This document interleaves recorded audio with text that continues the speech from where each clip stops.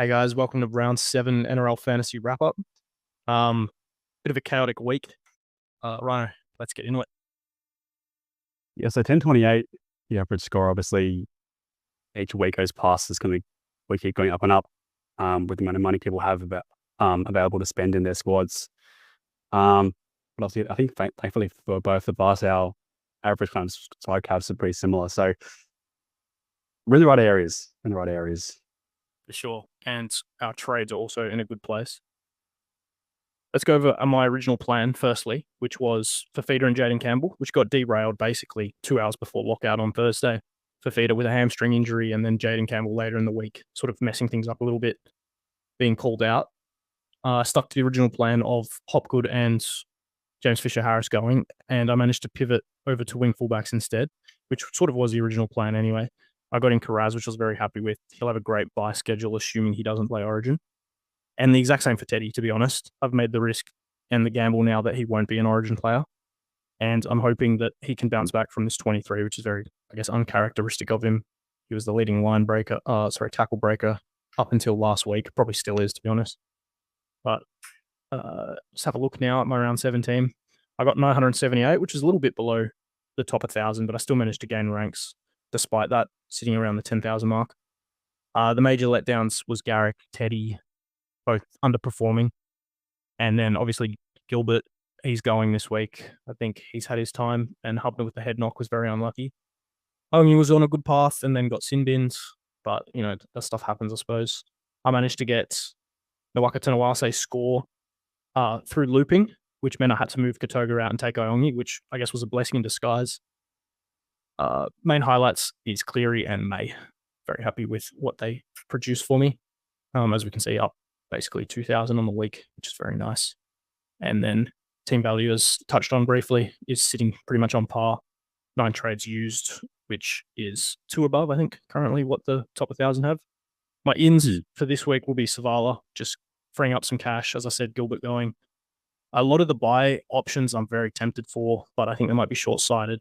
I want to pursue Fafita, Lucas, Couchman, Sharp, especially because they have good buy schedule, good coverage, but you never know with Origin. A lot of my players aren't sells currently. So unfortunately, I don't have that privilege that Ryan has, which I guess we'll touch on in a sec. My plan is to get in a lot of loops, so hopefully I can get the best team I can as possible. And if I, don't have any sort of self-control, maybe one of these players will go for one of the people as mentioned before, but we shall see. That's my wrap-up. Let's get into yours. Yeah, so again, similar to you, my trades got massively thrown out pretty late on. I had Egan, Campbell, and Fafita all coming in. But obviously pivoted to Preston, which kind of was like part of my original plan anyway. Then ended up holding Safer for just this week. Which ended up getting a 971. So, not too bad. Also considering, Decop, Jenkins, Katongas, and Hubner's score. So pretty good apart from that, one leap off really getting a score in the 1K. So been unfortunate there, but can't be too upset with kind of how my team is sort of set up at the moment. Up 2K ranks, 2.5K ranks this week. And still sort of, in reach. I think I saw like 150 points or so off people around that 10K-ish mark. So where you are. So it's not too bad.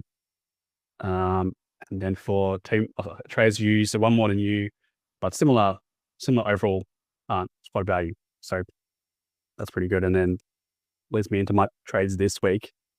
Sort of making that big money move that I was landing last time by bringing in Lucas and Sharp to both kind of strengthen up that back line, make it a bit more consistent, hopefully. And obviously Savala comes in as well just to help make those trades possible. And then trading out Safer, Shield and Shibasaki, all just kind of just maxed out in value for me. And again, also unlike you, they're pretty kind of easy sells and players I don't mind losing. Which is kind of a blessing in disguise this week when there are so many great buy options. So yeah, round 8 plan. It's going to be double loop this week. Hopefully really try and get to that 1K score again.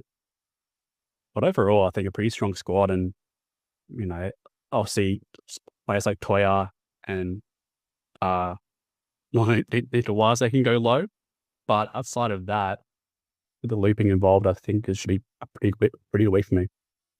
Yeah, your team definitely looks better than mine. And in fact, looking at your squad from last week, it's one of those ones where you look like you did stronger, but I had more points. I don't know. I guess Watson's going to be a big point of difference for you, probably against a lot of teams this week as well.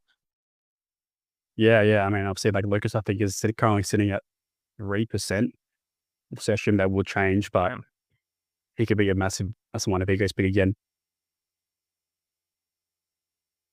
All right, that wraps up our wrap up. Tomorrow's video, we'll be going over some buy, hold, sell considerations. I guess we touched on a few there, but there are plenty of options. And with Origin coming up, there's a lot to think about.